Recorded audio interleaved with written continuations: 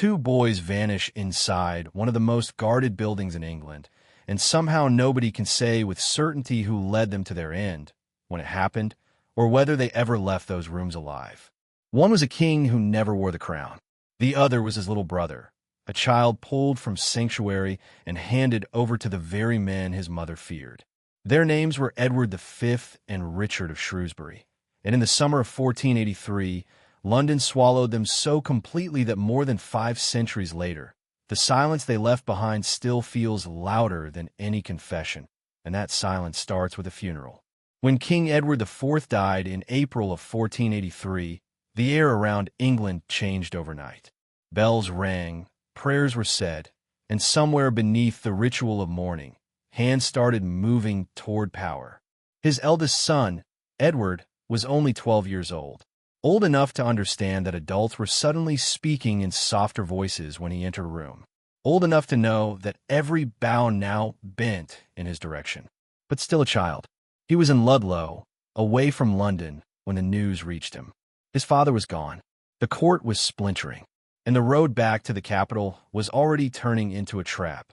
A boy king should have been carried toward his coronation with banners, trumpets, and sunlight flashing off polished armor. Instead, Edward rode into a political storm. His mother's family, the Woodvilles, wanted control of the new reign. His uncle Richard, Duke of Gloucester, had been named Lord Protector. That title sounded temporary, almost gentle, like a hand placed over a candle flame to keep it from blowing out. It wasn't. On the road to London, Gloucester intercepted Edward and took charge of him. Men close to the young king were arrested. One of them, Earl Rivers, had been his guardian. Another was his half-brother Richard Grey. The message was plain before anyone dared say it aloud. The boy was king in name, but not in command, and the worst part was still ahead. London in mid-1483 was a city that listened. Hooves on whetstone, market cries, church bells, gossip traded beside ovens and ale casks. News traveled fast there, but truth moved slower. Edward was brought to the Tower of London, supposedly for his protection while he waited for his coronation. That was not unusual on its face. Kings often stayed in the tower before the ceremony. But routine can hide almost anything if everyone agrees to call it routine. The gates shut behind him. The towers rose over the river. Guards stood watch. Inside those walls, a child waited for a crown while grown men rearranged the kingdom around him. And one person outside those walls understood the danger immediately. His mother, Elizabeth Woodville, didn't trust what she saw. She fled with her younger children into sanctuary at Westminster Abbey, a sacred refuge where fear smelled like candle wax and damp stone.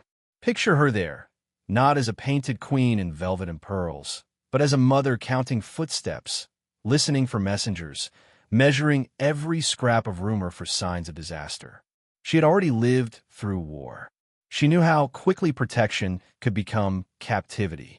With her was her second son, Richard of Shrewsbury, Duke of York, younger than Edward, smaller, born into rank and ceremony, married as a child, dressed like a prince, still only a boy. For a little while, at least one son remained within arm's reach. That wouldn't last. The pressure to surrender Richard grew. Officials came with smooth words and legal reassurances. They said the brothers should be together. They said no harm would come. They said the kingdom needed unity. A mother in sanctuary had very little leverage against men who spoke in the name of order. At last, Richard was given up and sent to the tower to join Edward. If you slow that moment down, it hurts more. A child leaving the safety of the abbey precincts. The scrape of a door. The weight of adult hands guiding him forward. His mother watching him go, because refusal had become impossible. Two brothers reunited, yes, but inside a fortress that was turning, brick by brick, into a sealed room. For a brief time, the boys were still seen. Contemporary accounts placed them in the tower gardens, playing, practicing with bows, appearing at windows, and behind the bars of enclosed spaces. That detail matters because it makes them real. Not symbols yet. Not a legend yet. Just boys passing hours the way boys do when adults won't explain what's happening. Maybe Edward tried to act older than 12 because his brother was there. Maybe Richard asked when they would leave. Maybe servants answered with the kind of careful smile people use when they know more than they're willing to say. Day by day, the sightings grew fewer, then fewer still, and then they stopped. While the princes disappeared from public view, Richard of Gloucester moved toward the crown. A claim was advanced that Edward IV's marriage to Elizabeth Woodville had not been valid, which would make their children illegitimate. In one stroke, the boy in the tower was no longer treated as the rightful king, but as an obstacle already pushed aside on paper. Parliament declared the princes illegitimate in mid-June. On July 6th, Gloucester was crowned Richard III. The ceremony would have gleamed with cloth of gold, church music, polished ritual, all the machinery of legitimacy. But imagine the city during those days. People watching the pageantry while somewhere behind stone walls, two boys who had once stood at the center of the realm were fading from sight, and somebody knew exactly why. That's the wound at the heart of this story. Somebody knew. A guard who noticed a door open too late at night. A servant told not to speak. A messenger sent away with sealed instructions.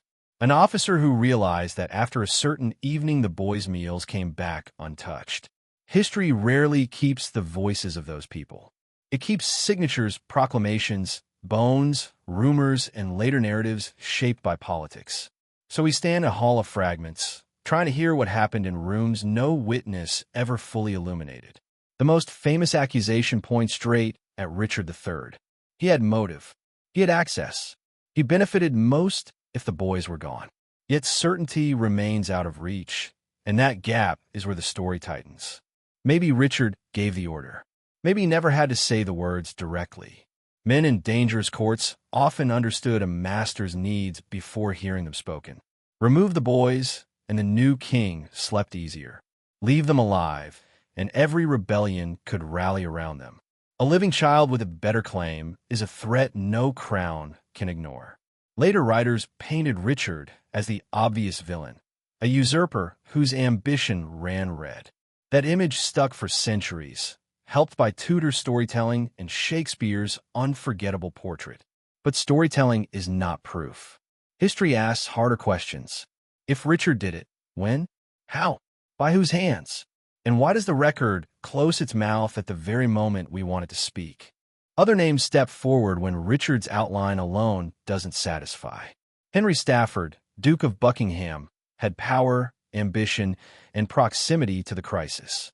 If he acted, he may have done so to please the king, or to shape events for himself, or to remove a threat before political winds shifted again. Then there's Henry Tudor, the future Henry VII, who defeated Richard 2 years later and took the crown. If the boys had somehow survived into his reign, they remained a danger to him too. Claimants later emerged pretending to be one of the lost princes. Rebellions formed around those claims, because people wanted to believe at least one child had slipped the net. Hope, in this story, has always been one of the most dangerous forces. And hope has evidence of its own, though not the kind you can hold comfortably. There is no public display of bodies in 1483, no official announcement, no funeral fit for sons of a king. That absence is strange. If Richard wanted to quiet rumors, a public death from illness might have served him better than disappearance. Unless the point was secrecy, unless the deaths were not politically manageable, unless the boys had already become too valuable as unseen figures, useful to every faction precisely because no one could close the book. Their vanishing created a vacuum that later generations filled with whispers, accusations, and fiction, but the first people who felt that vacuum were Londoners waiting to see the princes appear again and realizing they wouldn't. Centuries passed, and still the tower kept its own counsel. Then, in 1674, workmen at the White Tower uncovered bones beneath a staircase. Small bones. Children's bones, it seemed. The find landed like a delayed echo from 1483. King Charles II ordered the remains placed in Westminster Abbey, where they were eventually enclosed in a white marble urn. That act gave the nation a physical focus for its grief and imagination. At last there was something to point to, something to say perhaps there they are. But even that discovery did not settle the question. Bones can silence one argument while opening 3 more, and these bones came wrapped in uncertainty from the moment they were lifted out of the rubble.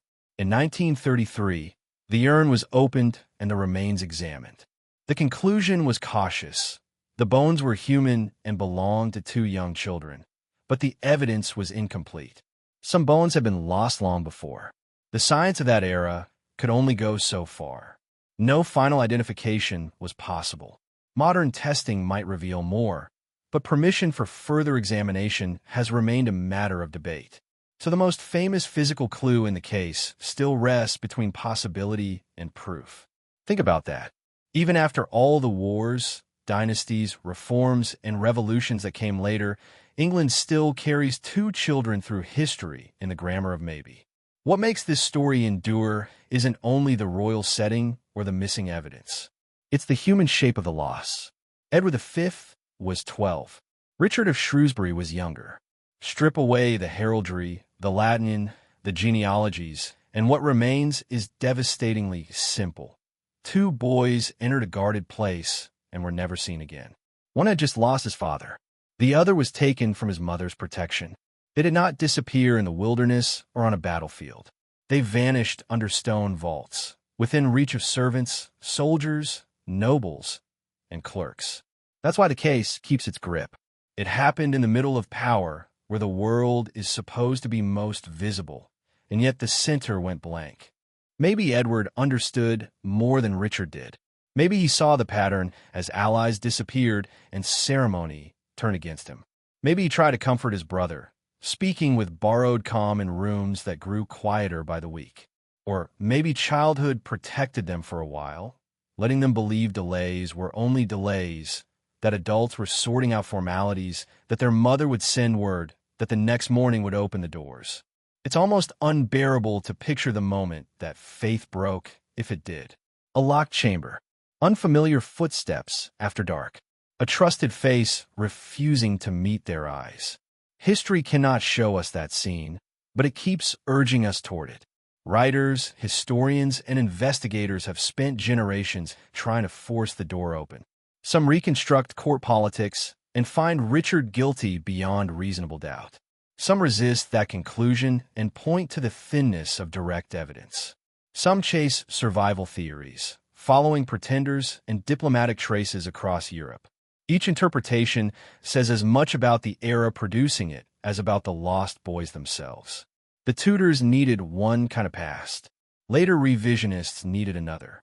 Modern audiences often crave forensic closure, the fantasy that one test result will suddenly make every whispered accusation line up in order. But history isn't a courtroom drama built to end on cue. Sometimes it leaves the lamp burning in the corridor and never opens the room. So the princes remain suspended in that summer of 1483. Edward, the uncrowned king. Richard, the younger brother called out from sanctuary.